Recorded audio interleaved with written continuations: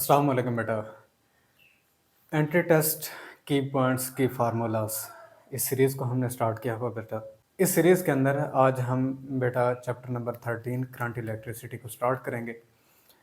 इस चैप्टर के कुछ इब्तदाई कंसेप्ट करंट से मुतालिक, ड्रिफ्ट वेलोसिटी से मुतालिक, फिर कुछ कंसेप्ट हम सोर्सेज से शामिल करेंगे कि आपके पास सेल हो, बैटरी हो, इनसे मुतालिक हमारे पास। फिर कुछ इंफॉर्मेशन है सर्किट से रिलेटेड, तो जो इम्पोर्टेंट कंसेप्ट हैं जो आपके एंट्री टेस्ट के अंदर आपसे पूछे जाते हैं। तो स्टार्ट करते हैं बेटा।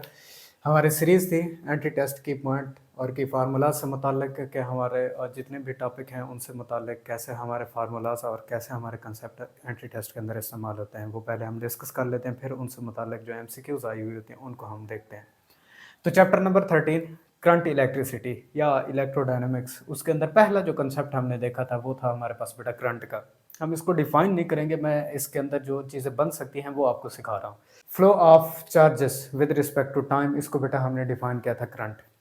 As we know that quantization of charge, quantization of charge, law of conservation of charge भी जिसे हमने कहा था, Q बराबर है एन ई, ये पहले लेक्चर के अंदर हमने पढ़ा था। अब Q की जगह पर एन ई, उसकी वैल्यू को T वैसे रहने दें। अब यहाँ से गौर करें, जितने नंबर ऑफ चार्ज कैरियर्स मौजूद होंगे उतना ज़्यादा करंट होगा। ठीक है बेटा, वक्त के लिहाज से जितनी इसकी अमाउंट बढ़ती चली जाएगी उतना करंट बढ़ता चला जाएगा। तो एन और आई के दरमियान में रिलेशन किस तरह का है, डायरेक्ट है।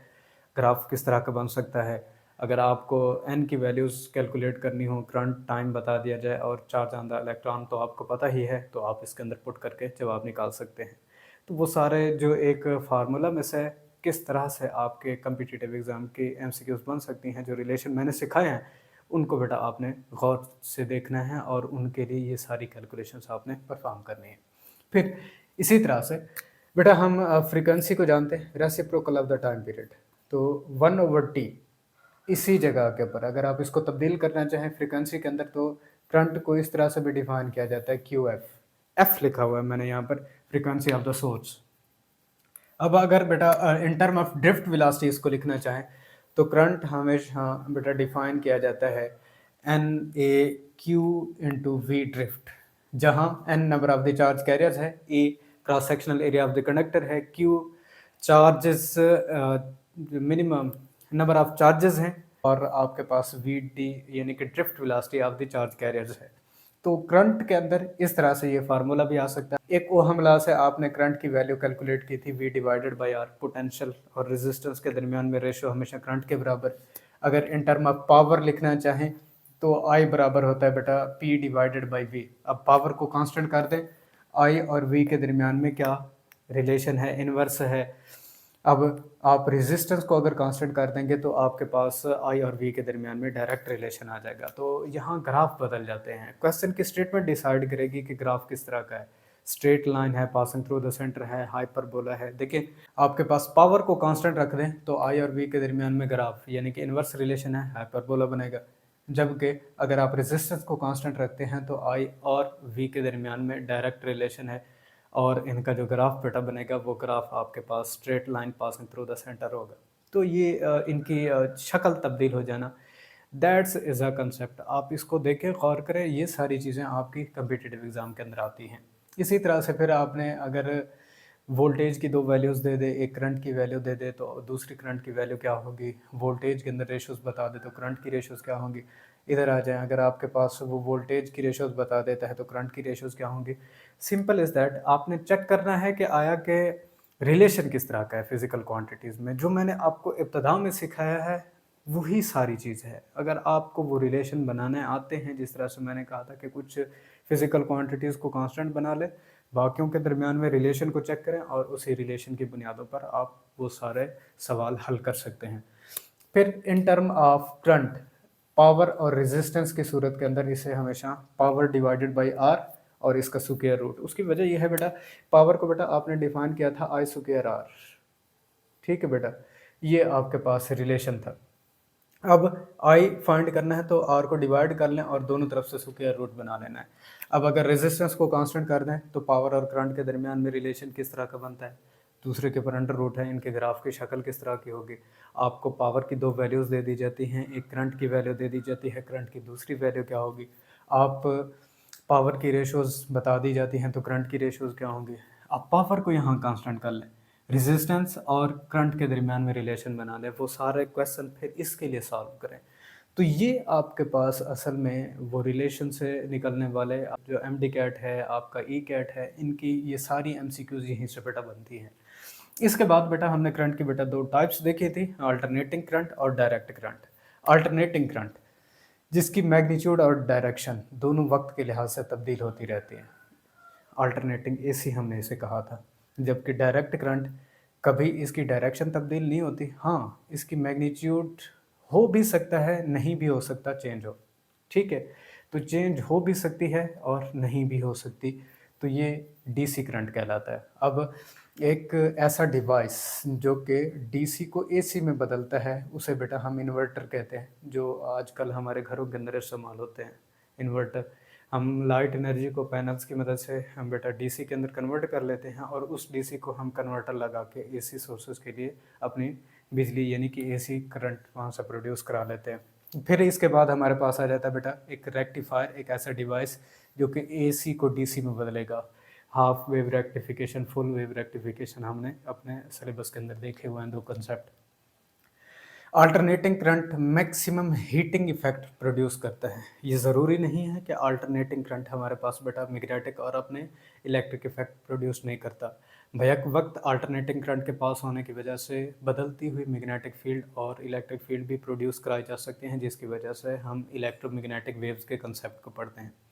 अब चूंकि आपके इन इब्तदाई चैप्टर के अंदर जस्ट हम अल्टरनेटिंग करंट के हीटिंग इफेक्ट को ही पढ़ते हैं, और नेक्स्ट फर्दर जो हमारे चैप्टर हैं उनके अंदर जाके हमने इनके मैग्नेटिक इफेक्ट को चूंकि देखना है, तो इसीलिए सिर्फ और सिर्फ यहाँ पर आपके पास उनका हीटिंग इफेक्ट लिखा गया है। ये लाजमी नहीं है कि इनका मैग्नेटिक इफेक्ट नहीं होता है, ठीक है। तो हीटिंग इफेक्ट भी ऑब्जर्व होता है किसी भी एक डायरेक्ट करंट के लिए, इसका मैग्नेटिक इफेक्ट भी ज़ाहिर होता है, जबकि ये इलेक्ट्रोमैग्नेटिक वेव्स प्रोड्यूस नहीं करती। उसकी वजह यह है कि जो एक मूविंग चार्ज पार्टिकल होता है वो कभी एक्सेलरेट नहीं कर रहा होता, उसके पास नेट एक्सेलरेशन नहीं होता। अगर तो नेट एक्सेलरेशन उसके पास हो फिर वो अपनी इलेक्ट्रोमैग्नेटिक वेव्स को जनरेट करता है। तो अल्टरनेटिंग करंट हमेशा इलेक्ट्रोमैग्नेटिक वेव्स प्रोड्यूस कर सकते हैं। क्यों? क्योंकि उस वक्त एक चार्ज हमेशा एक नेट एक्सेलरेशन के साथ मूव कर रहा होता है। अच्छा जी, इसके बाद एसी को हमेशा कहा जाता है कि ये फेज़र है। फेज़र कि वक्त के साथ साथ इसके फेज़ में तब्दीली आती है। कभी आप एक टर्मिनल एक पॉइंट को देखते हैं पॉजिटिव है, दूसरे लम्हे वक्त गुजरने के बाद वही टर्मिनल बेटा नेगेटिव के ऊपर चला जाता है। तो ये कंसेप्ट आपने जहन में रखने हैं। जबकि हमारे पास जो एसी है ये एक स्केलर क्वांटिटी है। स्केलर से मुराद ओनली मैग्नीट्यूड इसके पास होगी, डायरेक्शन एक ही सीमित रहती है, एक जैसे ही कंसीडर की जाती है, तो हम इसे एज अ स्केलर ट्रीट करते हैं। अब इसके अंदर एक सवाल जो मैं बारहा आपसे पिछले अपने सबका लेक्चर के अंदर पूछ चुका हूँ, करंट एसी ठीक है डायरेक्शन भी रखता है और इसके पास मैग्नीट्यूड भी होती है, लेकिन हमने इसे कभी वेक्टर क्यों नहीं कहा। हम इसे या तो मैक्सिमम तौर पर डीसी करंट के तौर पर, स्केलर के तौर पर ट्रीट करते हैं। आपके पूरे सिलेबस के अंदर उसने स्केलर कहा है, और सेकेंड ईयर के सिलेबस के अंदर एक अल्टरनेटिंग करंट के लिए उसने फेजर कंसेप्ट इस्तेमाल किया हुआ है, ठीक है। हालांकि ये हमारे पास टेंसर है, टेंसर जिसे बेटा यहाँ पर कहा जाता है ज़ीरो रैंक टेंसर। ये आप नेक्स्ट फर्दर अपनी जो हाई क्लासेस हैं उनके अंदर जाके इसको बेटा सीखेंगे, टेंसर इसको कहा जाता है। इसके बाद बेटा हमारे पास कंसेप्ट आया था ड्रिफ्ट वेलोसिटी का। ड्रिफ्ट वेलोसिटी जिसका फार्मूला हमने कैलकुलेट किया था बेटा I divided by A N E. I current कितना कुछ कंडक्टर में से पास कर रहा है, A area of the cross section of conductor है, N number of the charge particles हैं, E charge on the electron है। अगर इन टर्म ऑफ पोटेंशियल इसको लिखना चाहेंगे तो सिंपल इज दैट बेटा ओहम लॉ आप पढ़ते हैं V is equal to I R. अगर बेटा आप I कैलकुलेट करना चाहेंगे तो V डिवाइडेड बाई R। अब चेंज इन पोटेंशियल का लफ्ज़ सिर्फ इस्तेमाल किया गया है, बाकी वही फार्मूला आपके पास रहेगा। तो देखें रिलेशन बनाएं और इस तरह के फार्मूलिज्म के लिए वो सारे क्वेश्चन सॉल्व करें। मैं यहाँ फार्मूला भी इसलिए आपको नोट करा रहा हूँ, क्या ये बदल कैसे सकते हैं। और देखिए वो चेंज इन पोटेंशियल प्रोवाइड कर दे, रेजिस्टेंस आपको दे दे, आपको cross sectional area of the conductor provide कर देता है, एन नंबर ऑफ चार्जेस भी, चार्ज ऑन द इलेक्ट्रॉन तो आप खुद जानते हैं, तो आप ड्रिफ्ट वेलोसिटी बता सकते हैं। अब पोटेंशियल और रेजिस्टेंस का कंसेप्ट नहीं है, वो बराह रास्त आपको करंट प्रोवाइड कर रहा है, cross section area of the conductor provide कर रहा है, आपको number of the charge carriers वहाँ पर बता रहा है। तो चार्ज ऑन द इलेक्ट्रॉन आपको पता होगा तो ड्रिफ्ट वेलोसिटी बता सकते हैं। इन टर्म ऑफ रेजिस्टिविटी अगर आप इसको बेटा देखना चाहें तो आपके पास ये रिलेशन क्या रहेगा, एज वी नो दैट कि रेजिस्टेंस का फार्मूला हमारे पास था बेटा रो एल ओवर ए, ये हमने रेजिस्टेंस का रिलेशन पढ़ा था। अब इसको डिवीजन के अंदर जब यहाँ पर नोट करेंगे तो आपके पास क्रॉस सेक्शन एरिया वो ऊपर चला जाएगा डिवीजन की डिवीजन, और क्रॉस सेक्शन एरिया से cross section area cancel out हो जाएगा। आपके पास change in V divided by rho L N E आएगा, जहाँ L length of the conductor है, N number of the charge carriers हैं, रो आपके पास बेटा रेजिस्टिविटी है, और चेंज इन पोटेंशियल। अगर in term of electric field वो आपको वैल्यूज़ प्रोवाइड कर देता है, रेजिस्टिविटी दे देता है, number of the charge carriers दे देता है, तो यही ड्रिफ्ट वेलोसिटी बराबर होगी E divided by rho N A. अब यहाँ हमने जो फार्मूला इस्तेमाल किया है वो है हमारे पास बेटा, आपने कंसेप्ट पढ़ा होगा पोटेंशियल का, minus del V divided by del R. ये बेटा आपके पास इलेक्ट्रिक फील्ड थी ग्रेडियंट ऑफ द पोटेंशियल के बराबर। ये रिलेशन आप पढ़ते हैं बेटा अपने 12 चैप्टर के अंदर आप। अब यहाँ से हमने अगर डेल वी को कैलकुलेट करना होगा तो आपने ई डेल आर लिखना है। आर चूंकि यहाँ पर आपके पास रेजिस्टेंस की सूरत के अंदर मौजूद होती है तो उसी के फार्मूला को यहाँ पर इसने लिखा हुआ है, ठीक है बेटा। तो चेंज इन वी उसने simply E divided by rho n E से इसको मल्टीप्लाई कर दिया, और जो लेंथ थी आपके पास बेटा वो लेंथ यहाँ आर की सूरत के अंदर उसने लिखी हुई है। अगर इसको लेंथ की सूरत के अंदर लिखें तो मैं इस फार्मूला को बेटा मज़ीद सिंप्लीफाई कर देता हूँ, E is equal to minus del V divided by आप एल इसको लिख सकते। डेल वी की यहाँ से वैल्यू कैलकुलेट करें, हमने मैग्नीट्यूड जस्ट लेनी है तो आप नेगेटिव की अलामत को बिल्कुल निगलेक्ट आउट कर सकते हैं, आप ई एल इसे लिखें, एल डिवीजन के अंदर मौजूद है तो उसने यहाँ कैंसिल आउट कर दिया। तो इन term of electric field, resistivity, number of the charge carriers और ई, आप इसको इस तरह से भी डिफाइन कर सकते हैं। तो ये ड्रिफ्ट वेलोसिटी के फार्मूलिज्म आपने नोट रखने हैं और इनके लिए वो सारे क्वेश्चन बेटा सॉल्व करें।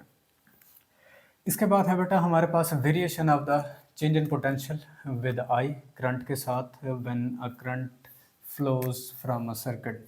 किसी एक सर्किट में से जैसे जैसे करंट पास करता है तो चेंज इन पोटेंशियल और आई के दरमियान में क्या रिलेशन रहता है। ये बेटा डायग्राम हमने देखी थी अपने चैप्टर को स्टार्ट करते हुए कि किसी भी कंडक्टर के दो टर्मिनल्स हैं आपके पास ए और बी, और इन दो टर्मिनल्स में से करंट पास कर रहा है। अब इस तरह के कंडक्टर के लिए इनिशियली तौर पर, इब्तदाई तौर पर जब आप देखेंगे तो चेंज इन पोटेंशियल यानी कि दो पॉइंट्स के दरमियान में पोटेंशियल डिफरेंस सबसे ज़्यादा होगा। हायर पोटेंशियल डिफरेंस मौजूद हो जाने की वजह से करंट की वैल्यू भी बेटा आपके पास हायर रहती है। लेटर ऑन जैसे जैसे वक्त गुजरता चला जाता है आपके पास पोटेंशियल डिफरेंस कम होता चला जाता है, लोअर हो जाने की वजह से करंट भी बेटा लोअर होता चला जाएगा, कम होता चला जाता है। आखिर के अंदर आपके पास चूंकि पोटेंशियल डिफरेंस जब ज़ीरो हो जाएगा तो करंट भी आपके पास ज़ीरो हो जाता है। तो ये थर्ड कंडीशन आपके पास आ जाती है। फिर कुछ टर्म्स जो कि किसी भी एक सोर्स से, किसी भी एक वोल्ट मीटर के लिए, किसी भी एक एमीटर के लिए हम इस्तेमाल करते हैं, वो टर्म्स क्या हैं इनको बेटा गौर रखिए।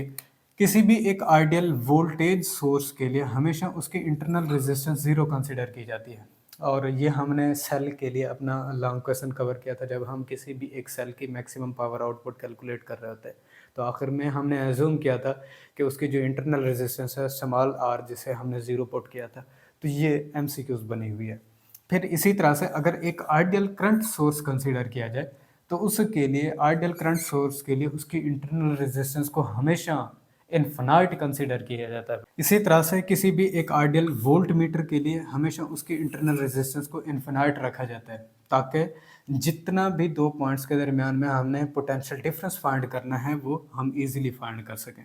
फिर आइडियल एमीटर की अगर बात की जाए तो उसकी इंटरनल रेजिस्टेंस को हमेशा ज़ीरो रखा जाता है, ताकि ज़्यादा से ज़्यादा उसमें से करंट पास करे, उसकी सेंसिटिविटी ज़्यादा से ज़्यादा हो और हम maximum value of the current को मालूम कर सके।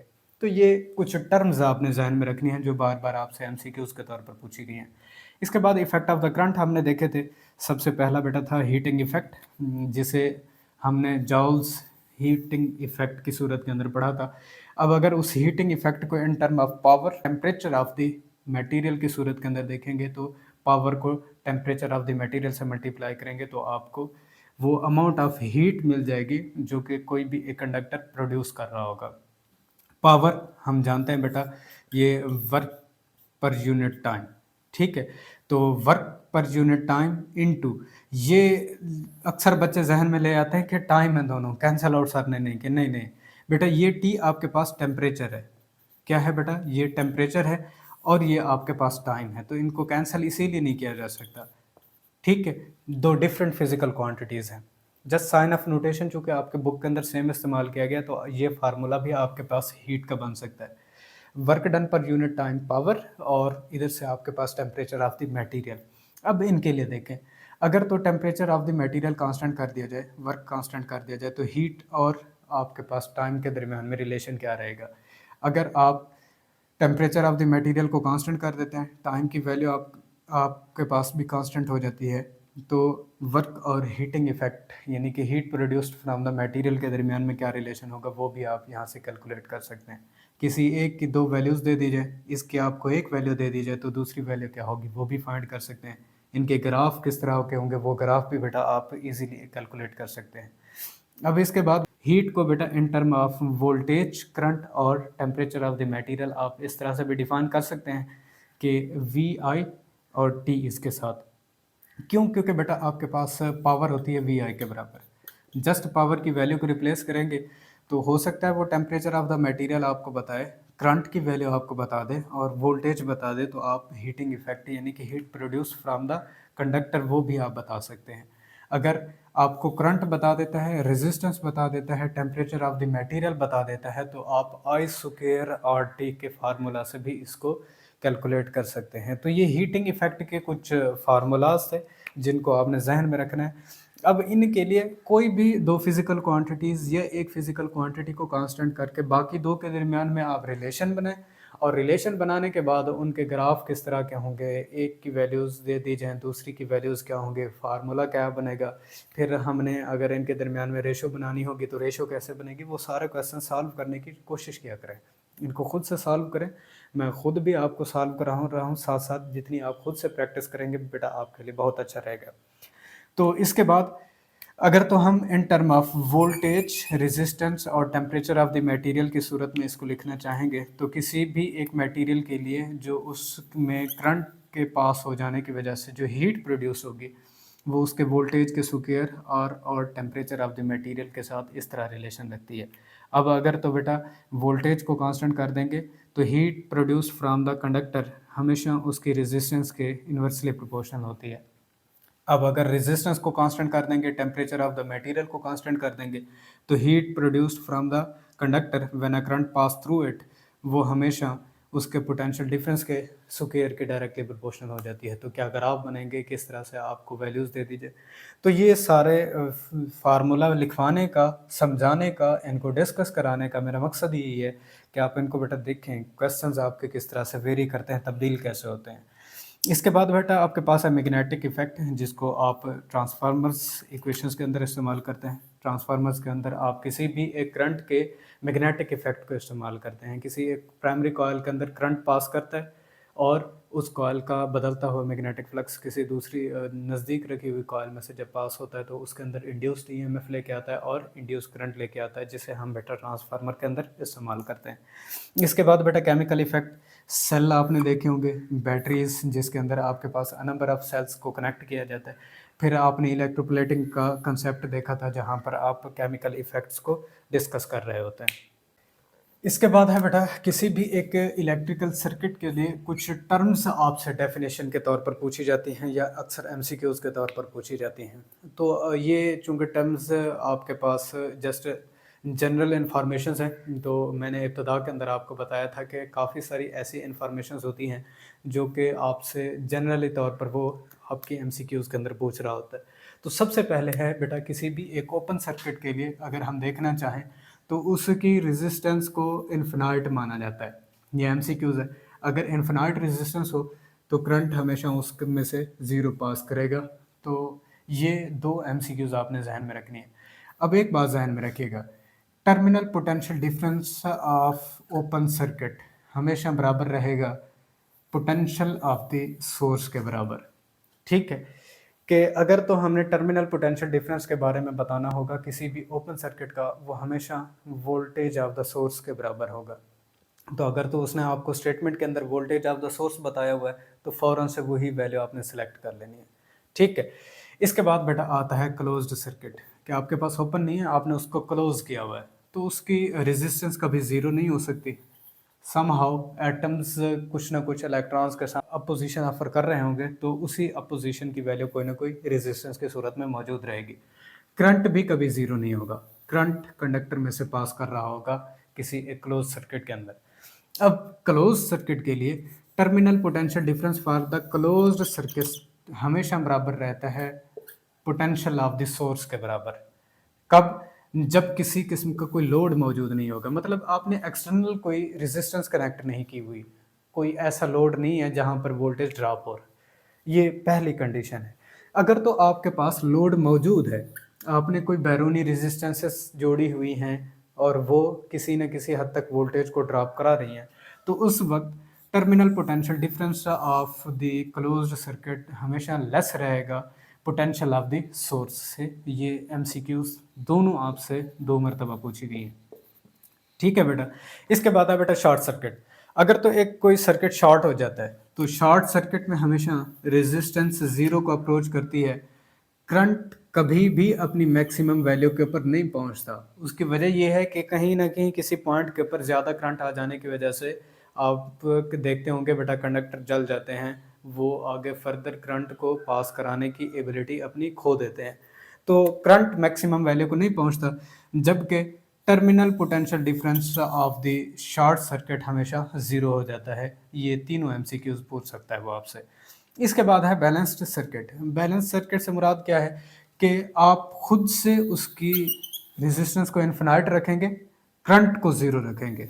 बैलेंस सर्किट अपने सबका लेक्चर के अंदर हमने एक ब्रिज व्हीटस्टोन ब्रिज के टॉपिक को बेटा देखा था, उसके अंदर भी हमने देखा था कि बैलेंसिंग कंडीशन के अंदर हमेशा उसके लिए करंट क्या हो जाता था, सम ज़ीरो हो जाता था। तो बैलेंस्ड कंडीशन में terminal potential difference of balanced terminal, जो भी बैलेंस्ड टर्मिनल हमने बनाए होंगे वहाँ पर ये पोटेंशियल डिफरेंस बेटा ज़ीरो के बराबर होता है, वहाँ ज़ीरो कंसीडर किया जाएगा। तो ये थी कुछ बेसिक टर्म्स, कुछ बेसिक आइडियाज़ जो हम अपने चैप्टर नंबर 13 करंट इलेक्ट्रिसिटी के इब्तदाई कुछ टॉपिक में से देखने थे। इंशाल्लाह अपने नेक्स्ट लेक्चर के साथ हाज़िर होंगे, तब तक के लिए इजाज़त दीजिए। अल्लाह हाफ़िज़।